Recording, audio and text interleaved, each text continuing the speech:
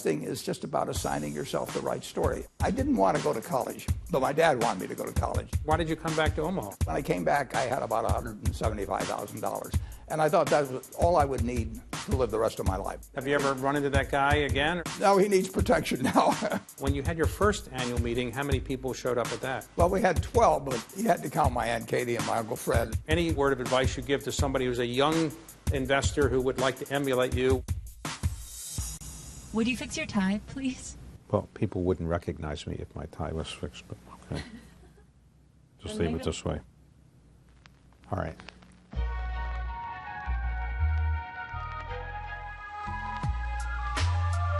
I don't consider myself a journalist.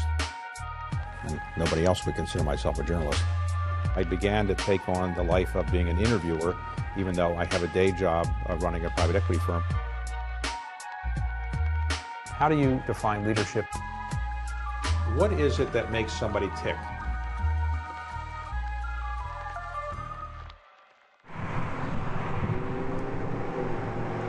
Appreciate it. After the Thank financial you. capital of the world. All right, well, right. All right. We're at your favorite restaurant in Omaha, Gorat's. Why do you like it so much? Is it the food or the price or the combination of both? It's the food and the price and the heritage. 4 generations of the Garat family were involved here. Pal Garat and I went to grammar school together, and so I've known the people over the years. The steaks are great, you know, the prices are right. So Had lunch here earlier today. It was very good and it wasn't that expensive, and I quite enjoyed it. A lot cheaper than New York and Washington. a lot. That's why I buy people lunch here, and then they can buy me the lunch in New York. Oh, it's a good deal. Good arbitrage. You grew up in Omaha, but then you moved to Washington when your father became a congressman. Right. How did you start your business career in Washington with various pinball machines or golf businesses? Yeah, I always liked to have a couple of businesses going, and the best business we had was the pinball machine business, which was the Wilson coin-operated machine company, and that was named after the high school my partner and I went to. But we had our machines in barbershops, and the barbers always wanted to put us in machines with flippers, which were just coming in. But those machines cost $350, whereas an old obsolete machine cost $25. So we always told them we'd take it up with Mr. Wilson, the mythical Mr. Wilson. He was one tough guy, I got to tell you. So when you graduated from high school, you weren't as interested in academics, I assume, at that time? I was not interested. And your high school yearbook said he's likely to be a stockbroker, but he's very good in math. Why did you go to Wharton, and why did you only stay 2 years there? I didn't want to go to college, but my dad wanted me to go to college. And we didn't have SATs then, but he practically would have done the SATs for me. So in the truth, I always wanted to please my dad. I mean, he was a hero to me and still is. But so he kept kind of jollying me along and said, well, why don't we just fill out an application for the hell of it? And so he suggested Wharton, and I applied there, and they let me in. And after the first year, I wanted to quit and go into business. And my dad said, well, give it one more year. And so I went the second year, and I said, I still want to quit. And he said, well, you know, you've got almost enough credits. If you go to Nebraska, which I was quite willing to do, for 1 year, you can get out in 3 years. So that's what I did. Has Wharton ever called you up and said, well, you're a half graduate, you should give us some money, or they never bother you? So far, they haven't tried that line, but they may after they watch this. So after that, you wanted to go to business school? Yeah, I'd won some minor scholarship at Nebraska to go to any graduate school I wanted to, that they'd give me $500. And so I applied. My dad suggested Harvard, so I applied. And you didn't get in? I didn't get in. I mean, it took 10 minutes for the guy near Chicago interviewed me. So I spent about 10 hours going to see him, and he looked at me and he said, forget it. And have you ever run into that guy again, or have you ever heard from him since? No, he needs protection now. So I guess Harvard doesn't come after you for money because they turn you down. But you went to Columbia Business School, and why did you go to Columbia? Well, I was at the University of Omaha, what was then called the University of Omaha's library, in August, and I was leafing through catalogs, and I just happened to see that Columbia had Graham and Dodd as teachers, and I'd read their book, but I had no idea that they were teaching. So I wrote Dean Dodd, and I said, dear Dean Dodd, I said, I thought you guys were dead. And I said, but now that I found out you're alive, I'd really like to come to Columbia if you can get me in. So you did, I assume, pretty well at Columbia Business School? I did okay there, yeah. You worked for Mr. Graham and his partnership, and how did that work? Well, it was terrific in the sense I was working for my hero, but Ben was going to retire in a couple of years. And so I was only back there about a year and a half. But every day I was excited about being able to work for him. So what you were good at was picking stocks, according to his formula, which was to look for companies that were undervalued. Now we call it value investing.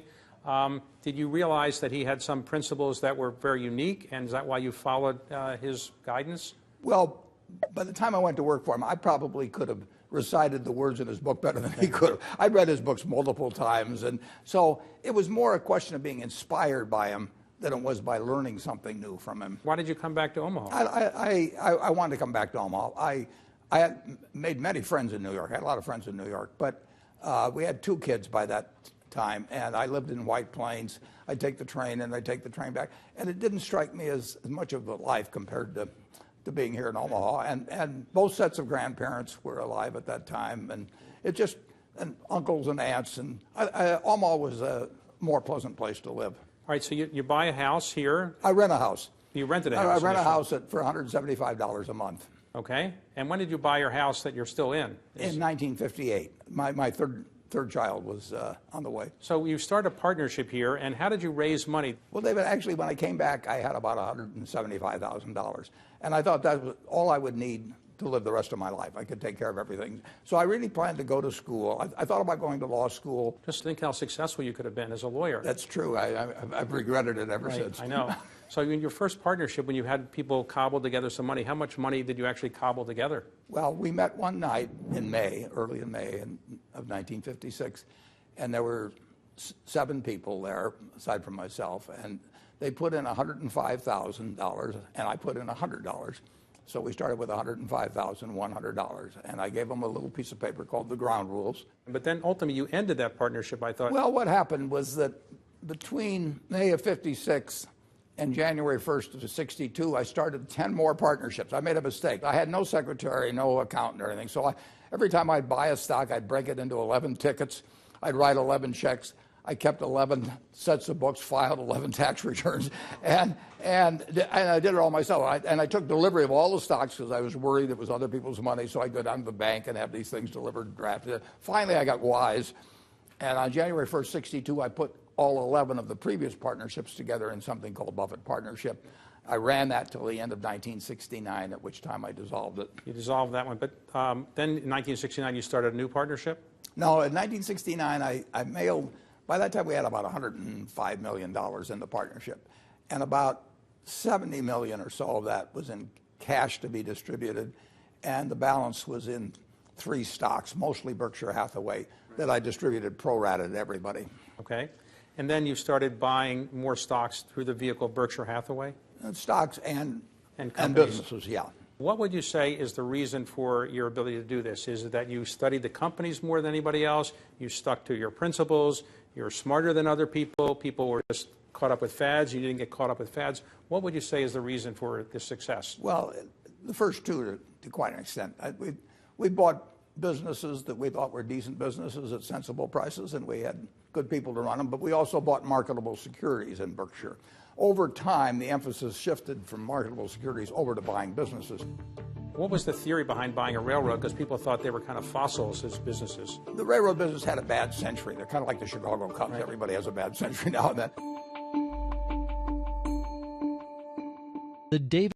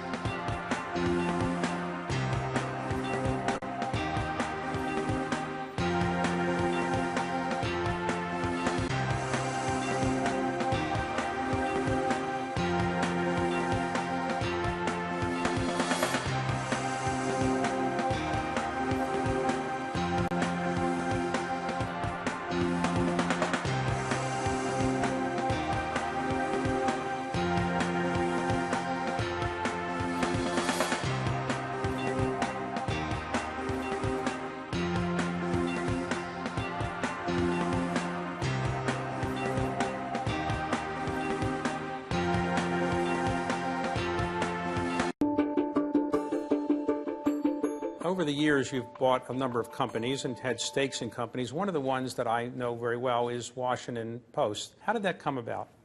Well, in 1973, the Washington Post company had gone public in 1971, right about the Pentagon Papers time. But in 73, the Nixon administration was, through B.B. Rebozo, who was a pal of Nixon's, they were challenging the licenses of 2 of the Florida television stations the Post owned. So the stock went from 37 down to 16. Now, at 16, there were about 5 million shares outstanding. So the whole Washington Post company was selling for $80 million. And that included the newspaper, 4 big TV stations, Newsweek, and some other assets, and no debt to speak of. So the Washington Post company, which was intrinsically worth $400 or $500 million, was selling for about 80 million in the market. We bought most of our stock at about the equivalent of 100 million in the market. And it was ridiculous. I mean, you had a business that unquestionably was worth 4 or 5 times what it was selling for. And Nixon wasn't going to put them out of business. When you're doing these analyses then and now, do you have computers that help you, or how did you actually read all? Did you just get printed materials, or how did you, in those days, get the materials to read about the Washington Post? And how do you do it today? Well, pretty much the same way, except there's fewer opportunities now. But I met Bob Woodward back, and he'd just come out with All the President's Men, and all of a sudden, below 30 years of age, he was getting quite wealthy, and we had breakfast or lunch over at the Madison Hotel. And he said, "What do I do with this money?" And I said, investing is just about assigning yourself the right story. I said, imagine Ben Bradley this morning said to you, what is the Washington Post company worth? What would you do? You have to write the story in a month. You'd go out and interview TV brokers and newspaper brokers and owners, and you'd try and value each asset. I said, that's what I do. I assign myself the right story. And it's nothing more than that. Now, there's some stories I can't write. If you ask me to write a story on, what is some glamorous but non-profit making business worth, I don't know how to write that story. But if you ask me to write a story on what is Potomac Electric Power worth or something like that, I can write the story. And that's what I'm doing every day. I'm assigning myself a story, and then I go out and... So you get the annual reports, and then you read them, just like other people might read novels. You read annual reports. That's right. And then do you do the calculations of what things are worth in your head, or do you have computers that help you? No, if you need to carry something out to 4 decimal places, forget it. Today, do you use a computer today even? I use it to play bridge. And I use it to go to search. To search. A lot, yeah. So there's a computer in your office you use for I don't use them. I don't have one in the office, but I have one at home. And like for a smartphone, if somebody wants to, get a hold of you, can they get a hold of you on a smartphone or a mobile telephone? No, a smartphone is too smart for me. And a computer you use rarely? Well, I use it quite a bit. One of the trick questions that Bill Gates and I give when we're talking now is who's on the computer more, excluding email? And the answer is I probably am, because I probably play 12 hours a week of bridge on it, and then I use it a lot for search. But who do you play bridge with? Is it anonymous people on bridge? Or No, is it regular? My name is T-Bone, and I play with a woman in San Francisco who goes by the name of Sirloin, and she's a 2-time world champ, and I'm 2-time world chump. So we're good. We've been playing together for decades. And are you at a world-class level after all these years? No. You couldn't have a better teacher than she is, but the student had limitations. Now, you mentioned Bill Gates. How did you actually come to know Bill Gates? It came about because Meg Greenfield, who was the editor of the editorial page of the Post, called me in the late 1980s, and she said, Warren, I've always loved the Pacific Northwest. She'd grown up there. And she said, I want to know whether I have enough money to be able to afford to buy a house, kind of a vacation-type house, on Bainbridge Island near Seattle. And I said, Meg, anybody that calls and asks me whether they got enough money does have enough money. So ones that don't call that don't have it. So she bought the house. So she invited me and Kay Graham and a few people out to the house. And she knew the elder Gateses. So she called Mary Gates. And then Mary went to work on Bill to try and get him to come. And Bill said, I'm not going to go down there to meet some stockbroker or something. And Mary was a very firm type and said, you're coming. And he said, I'm not coming. And finally they started negotiating hours. And she said 4 hours. And he said 1 hour, and this went back and forth, and he came down, and when we met, we talked for about 11 hours straight without being interrupted. Wow. Yeah. So that was the beginning of the relationship. Yeah, we hit it off. But you never bought any of his shares, or you just never... I bought 100 shares just to keep track of what this young kid was doing. Okay. And he's now on your board, is that right? That's correct. So the relationship has become very close, and you get involved with him in many philanthropic things as well. Oh, yeah. Yeah, we have a lot of fun talking. So let me just ask about the philanthropic things that you've done with Bill and with Melinda. How did that idea of giving away your money to somebody else's foundation come to you? Well, I originally had planned that my first wife would handle the disposition of, well, everything that we had. And we came to that conclusion when we were in our 20s. And we started something called the Buffett Foundation over 50 years ago. But I didn't give away a lot of money during those intermediate years because I felt I was compounding at a rate that I could give away billions instead of millions if I waited a little while. She died in 2004, so that plan disappeared. And then I was faced with the question of how do I give away this money in a way that goes to the people I want without me doing all the work. So you called Bill or Melinda one day and said, guess what, I'm going to give you the bulk of my fortune. What was their reaction? It wasn't quite as elegant as that, actually. I've been asked that. And I don't remember that clearly, but I just, at some point I did call them up. It was done over the phone, I think. And you didn't ask them to say, well, call the Bill and Melinda Gates and Warren Buffett Foundation? You didn't want your name on it? No, I did not think that would do any good. So you are on the board of the Bill and Melinda Gates Foundation now? That is true, but they run it. I'm going to give them a stock tip now. Okay. What would you say are some of the highlights, the deals that you're most proud of? Let's take one that you did recently. The biggest deal you've ever done was Precision Castparts. About $37 billion in purchase price? Yeah, it was between 32 and 33 billion of cash, and then we assumed about 4 billion of debt. Okay. So how much, to spend $37 billion, you spent a year studying the company? No. How much time did you spend with the CEO? I met the CEO, I think, on July 1st of last year, and he happened to be calling on certain shareholders, and one of the fellows in our office had a position in the stock for some time. So it was an accident I met him. If I'd been out playing golf or something, it never would have happened. But I went in and I liked him. I heard him talk for 30 minutes, and I then said to the fellow in our office, I said, call him tomorrow and say if he would like to receive a cash bid from Berkshire Hathaway, we would supply one, and if he wouldn't like to receive one, forget we ever called. That was it? You hire any investment bankers to help you with the analysis? No. Do you ever hire investment bankers to help you analyze a company? Not to help analyze a company. Sometimes they are involved in the deal, and we're perfectly willing to pay a fat commission. One time you told me a story about how an investment banker was hired by somebody you were going to try to buy. What happened on that was I said we'd pay $35 a share for a company, then American Energy, and they hired an investment banker, and the investment banker came out and spent about a week, and they wanted to sell it. They sent a big bill at the end, and they said, well, you've got to increase your price to make us look good. I said, I'm not really worried about whether you look good. So they hung around Omaha for about a week, and finally they called up and sort of pleaded and said, can't you increase your price somewhat so that we can send a bill and get paid appropriately for our non-services? And so I said, okay, you can tell them we'll pay $35.05, and you can say you got the last nickel out of me. So that's what we paid, $35.05. Right. Normally you make a price and you don't. Right. And do you ever do any unfriendly deals? No. Why is Although that? you can say Berkshire Hathaway originally was an unfriendly deal. But no, we're just not interested. Not that unfriendly deals are necessarily bad. I mean, there are managements that should be replaced. But now, people must call you every day and say, I have a deal for you, it's perfect. And how often do any of these deals ever pan out? they don't call every day, and we've made our criteria fairly clear.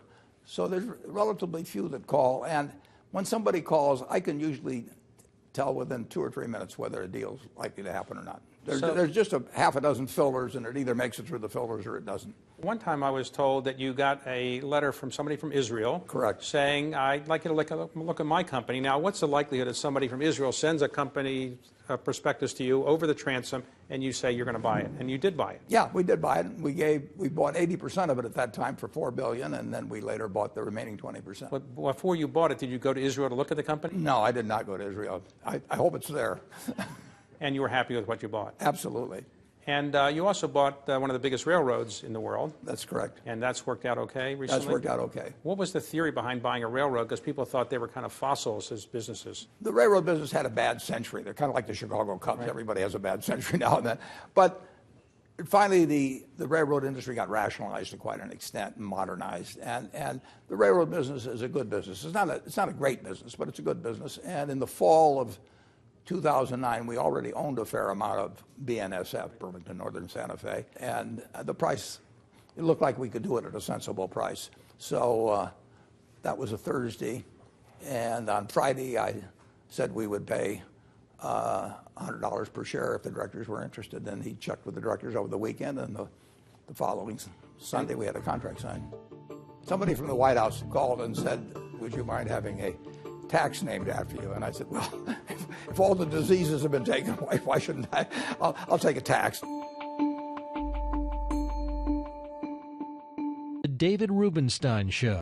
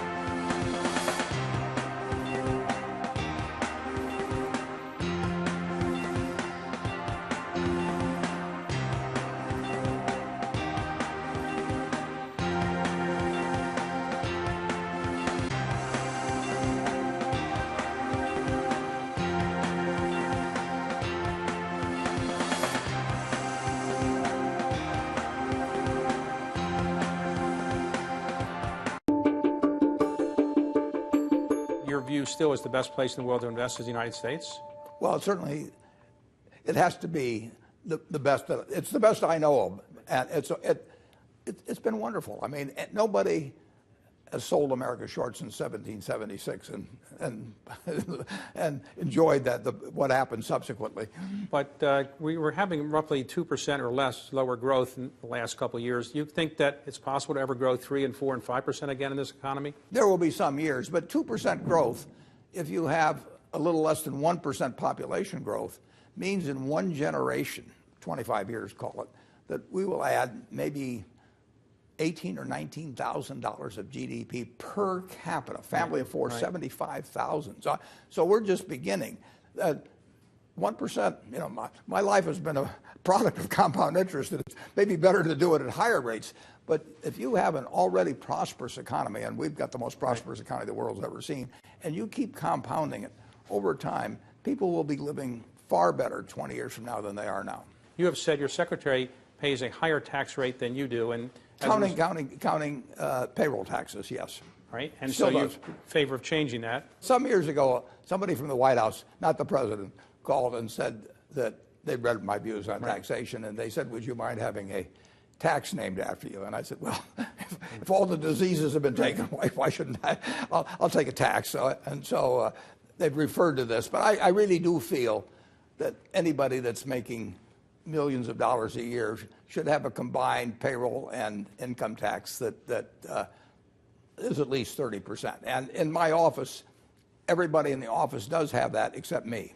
How do you think you became a Democrat when your father was a big Republican and you live in a very conservative state? How do you think that evolved? Civil rights more than anything else. I mean, I didn't think about it when I was, 12 years old or 14 years old, and I went to Allisteel, and there was a school for blacks just a few hundred yards away, and it just never dawned on me how different life was for other people. And then as I got to see more of the world, I just decided that there were a lot of things that were unfair, and the Democrats seem to be doing a little bit more about it. In Berkshire Hathaway today, you have an annual meeting that attracts roughly 40,000 people. Correct. When you had your first annual meeting, how many people showed up at that? Well, we had 12, but but you had to count my Aunt Katie and my Uncle Fred and a couple of the managers. We usually had about 2 outsiders. And when you started Berkshire Hathaway, did you ever, in your wildest imagination, think that you could build a company that became one of the biggest in the world? Was that ever in your plans? Or? No. I've always just kind of put one foot in front of the other. What is it that you would like to have as your legacy, as you think Well, about I'd like to be the oldest man that ever lived, actually. But no, I like teaching, and so if I've been a decent teacher, and I have a lot of university students come out every year. And today, is there anything on your bucket list that you would like to do that you haven't done? I'd have done it. If there's anything I wanted to do, I'd do it. Money has no utility to me. Time has utility to me, but money in terms of making trips or owning more houses or having a boat or something, it has no utility to me whatsoever. It has a lot of utility to other people, which is the reason for the Giving Pledge. What motivates you to still run a company when most people your age are playing shuffleboard or they're relaxing or doing something? Yeah, they spend all week planning their haircut usually. I get to do every day what I love with people that I love. I mean, it doesn't get any better than that. And so the greatest pleasure in your life, other than doing interviews like this, is what? Looking at new companies, making investments, giving away the money. What gives you the most pleasure? Your grandchildren? It's all of the above. I mean, but the truth is that I regard Berkshire Hathaway sort of like somebody that a painter regards a painting. The difference being that the canvas is unlimited. So there's no finish line at Berkshire, and it's a game that you can continue to play. Any word of advice you give to somebody who's a young investor who would like to emulate you, what you would recommend that they do to kind of build something close to what you've done? I think you should look for the job that you would want to hold if you didn't need a job. I mean, you're probably only going to live once. Shirley MacLaine may differ with that, or a few people, and you don't want to go sleepwalking through life. And you really, whether you make X or 120% of X, it really isn't remotely as important as to whether, in most cases, you marry the right person and you also find something that you would do if you didn't need the money. And I've had that job for 50 or more years, and I was lucky in that I sort of found early on what turned me on that way. But don't settle for something if you can possibly. Don't worry about making the most money this week or next month. I mean, when I offered to work for Ben Graham, I said I'll work for nothing, and I meant it. I mean, just the idea of being turned on. So look for the job that turns you on. Find a passion. The David Rubenstein Show.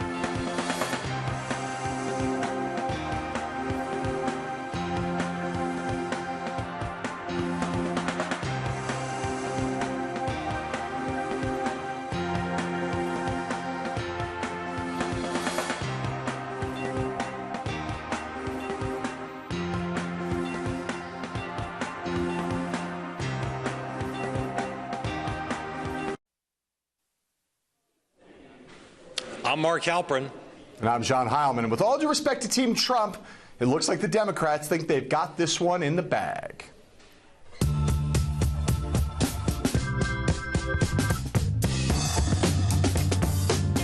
On a day when the New York Times delivers thrilling details about a new Tribe Called Quest album, we strike a musical theme on the show tonight, including Donald Trump's change of tune and the Clinton campaign's Blue State Jam session. But first, the polls pick up tempo.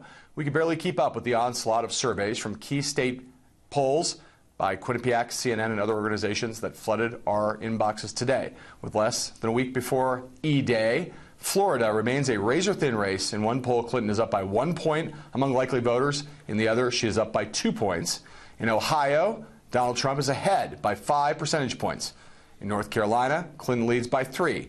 And in Pennsylvania, Clinton leads by 5 points in one poll and 4 in another. In Wisconsin, where Donald Trump campaigned yesterday and Mark Halperin was, Clinton is still up by 6, while her advantage in Colorado has shrunk to 3 points. While in Virginia, she's up by 5 percentage